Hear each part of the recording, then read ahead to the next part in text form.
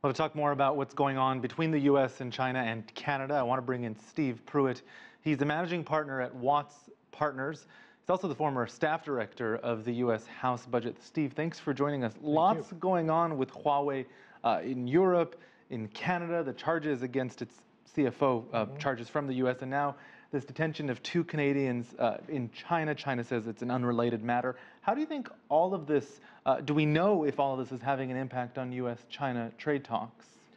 I am convinced that it is. In fact, I believe it kind of fits into what I would call the typical Trump script of how to negotiate with someone across the table, create as much chaos as you can, and out of that chaos, you arise as supposedly the victor. So I think it fits into that, and I think we're more than likely going to see more. So create chaos with the relations, forcing them to negotiate? Absolutely.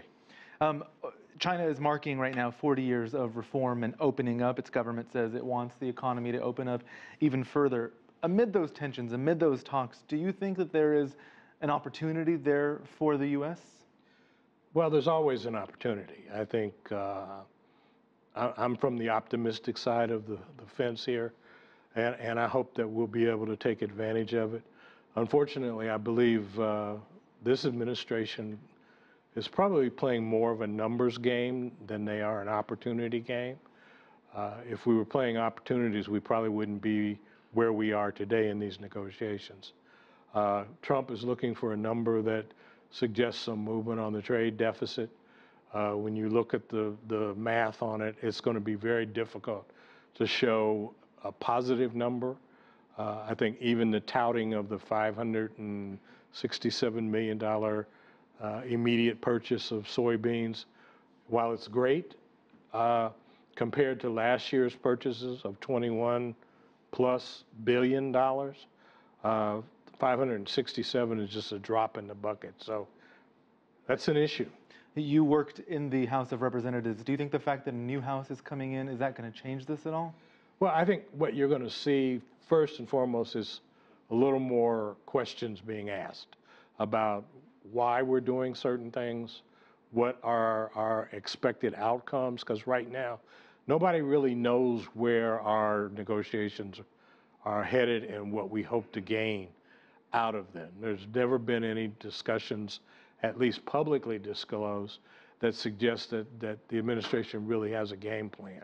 This is more of an ideological debate that is something that Trump brought to the presidency with views that he's held for 20 or 30 years. And we're all going through this experiment of seeing what happens when somebody wakes up from a nightmare. I heard somebody say that in the absence of a bin Laden or a Saddam Hussein, that Donald Trump has basically made China America's threat. Do you think there's merit to that? And if so, what would it take for the president to back down? Well, yes, it's true.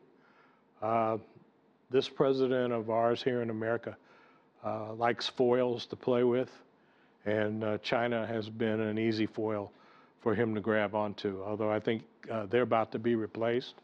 Unfortunately, the political events and occurrences here around his administration, his campaign, his inauguration, all of the court cases that are being decided right now through the U.S. courts, that's going to start taking a lot of his attention, which really raises questions in my mind as to how we're going to come through this next 90-day negotiating period and what we're going to be able to, at the end of that, point to as a win.